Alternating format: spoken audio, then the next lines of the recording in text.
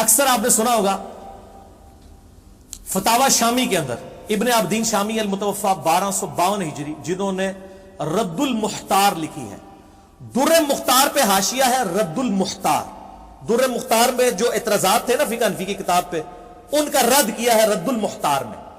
یہ در مختار میں خے ہے خرگوش والی، اور رد المختار میں ہا ہے ہلوائی والی، مختار ہے وہ، در مختار کا رد نہیں ہے، رد المختار نہیں ہے، رد المختار ہے۔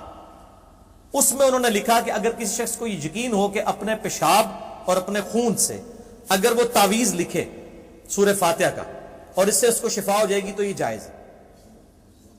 اور ان کا اسی طرح جیسے مجبوری میں خنزیر کا گوشت کھانا جائز ہے، تو تسی اللہ کے بندے ہو، وہ تو زندگی موت کی کشمکش ہوتی ہے، اور آپ جو تعویذ داغوں کے چکر پہ جو ہے وہ قرآن کی توہین کر رہے ہیں۔ کسی حنفی عالم کی جرت نہیں ہوئی اس کا رد کرے۔ میں بڑے بڑے علماء کے پاس گیا، انکلوڈنگ تقی عثمانی صاحب کی بھی یہ جرت نہیں ہوئی ہے ان چیزوں کا رد کر سکے، لیکن غلام رسول سعیدی صاحب اللہ تعالیٰ ان کو اسی بات کی وجہ سے بخش دے ان کی خطاؤں کو، انہوں نے بڑی جرت کی ہے۔ یہ میں آج ایچ ڈی کیمرے میں دکھانے لگا ہوں، غلام رسول سعیدی صاحب کی شرح صحیح مسلم کی 6 جلد۔ پہلے تو ٹائٹل دکھائیں، فرید بک سٹال۔ پاکستان میں بریلویوں کے 3 بڑے مکتبے ہیں، number 1 Shabbir brothers, number 2 Zia القرآن پبلیکیشن، اور نمبر 3 فرید بک سٹال، تینوں لاہور کے ہیں۔ 6 جلد میں اس کا پی ڈی ایف بھی آپ کو مل جائے گا آرام سے اسی نمبر پہ ملے گا، اس کا پی ڈی ایف بھی چڑھا ہوا ہے۔ جلد 6 صفحہ نمبر 557، جلد 6 میں غلام رسول سعیدی صاحب کا یہ 556 بھی، یہ بھی دکھانا ہے اور یہ بھی دکھانا ہے۔ پہلے یہ رائٹ والا دکھائیں، اس کے بعد لیفٹ والا اوپر سے دکھائیے گا، یہ دونوں دکھائیں جی ان کو۔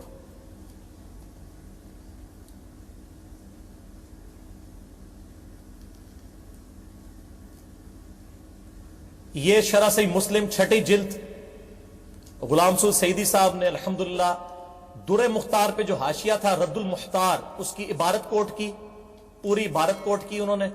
اس کے بعد اس کے اوپر جو کمنٹس کیے ہیں نا، وہ سمجھیں ہر مسلمان کے دل کی آواز ہے، اور یہ جرت اگر ہم کرتے تو ہمیں انہوں نے کہنا تھا بزرگوں کے گستاخ ہیں۔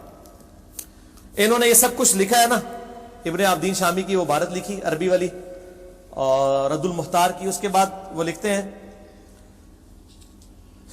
انہوں نے کہا کہ اگر کسی آدمی کی نکسیر پھوٹ گئی، یہ ابن عابدین شامی، اور ابن عابدین شامی وہی ہے جس نے محمد بن عبد الوہاب صاحب کو کہا تھا کہ یہ نجدیوں کے بارے میں جو بخاری مسلم میں حدیث ہے جو امت ہمیشہ سے خوارج پہ فٹ کرتی تھی، وہ انہوں نے محمد بن عبد الوہاب کے اوپر فٹ کر دی۔ یہ وہ بندہ ہے ابن عابدین شامی، اس کا اپنا سٹیٹس یہ ہے کہ کتنی گستاخانہ عبارت اس کی کتاب میں لکھی ہوئی ہے، اس سے آپ اس کا علمی سٹیٹس کا اندازہ کر لیں۔ وہ کہتا ہے کہ انہوں نے کہا کہ اگر کسی آدمی کی نکسیر پھوٹ گئی اور اس نے خون کے ساتھ اپنی ناک اور پیشانی پر سورہ فاتحہ کو لکھ دیا تو یہ طلب شفا کے لیے جائز ہے، اور اگر یہ یقین ہو کہ پیشاب کے ساتھ لکھنے سے شفا ہوگی تو پیشاب کے ساتھ لکھنا بھی جائز ہے، لیکن یہ منقول نہیں ہے۔ اس کی وجہ یہ ہے کہ طلب شفا کی وجہ سے حرمت ساکت ہو جائے گی، جیسے بھوکے اور پیاسے کے لیے خنزیر کھانا اور شراب پینا حرام نہیں رہتا۔ انا للہ و انا الیہ راجعون۔ اس پہ غلام رسول سعیدی صاحب کے ذرا کمنٹ سنیں۔ میں کہتا ہوں کہ خون یا پیشاب کے ساتھ سورہ فاتحہ لکھنے والوں کے ایمان میں خطرہ ہے۔ اگر کسی آدمی کو روز روشن سے زیادہ یقین ہو کہ اس طرح کا عمل کرنے سے اس کو شفا ہو جائے گی، تب بھی اس کا مر جانا بہتر ہے اس کام کو کرنے سے۔ یہ اس نے اپنے بزرگوں کو کہا ہے کہ تسی ادھر چنگا سی ماری جاندے، ایک کام نہ لکھ دے تسی،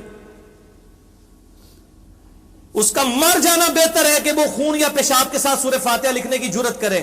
اللہ تعالیٰ ان فقہا کو معاف کرے، بال کی کھال نکالنے اور جزیات مستنبت کرنے کی عادت کی وجہ سے ان سے یہ قول شنی جو ہے سرزد ہو گیا، ورنہ ان کے دلوں میں قرآن کی عزت اور حرمت بہت زیادہ تھی۔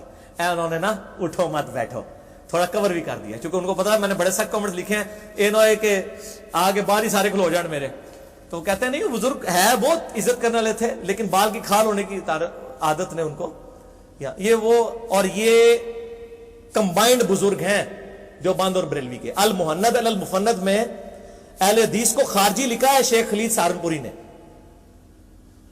اور دلیل دی ہے کہ جی ہمارے استاد ابن عابدین شامی نے چکے یہ لکھا ہے رد المختار میں۔ یہ ابن عابدین شامی وہ ہیں جن کا تعارف میں نے کرایا کہ پیشاب اور خون کے ساتھ سورہ فاتحہ لکھنے کے وہ قائل ہیں۔ تو یہ الحمدللہ ہمارا کام تو صرف بتانا تھا۔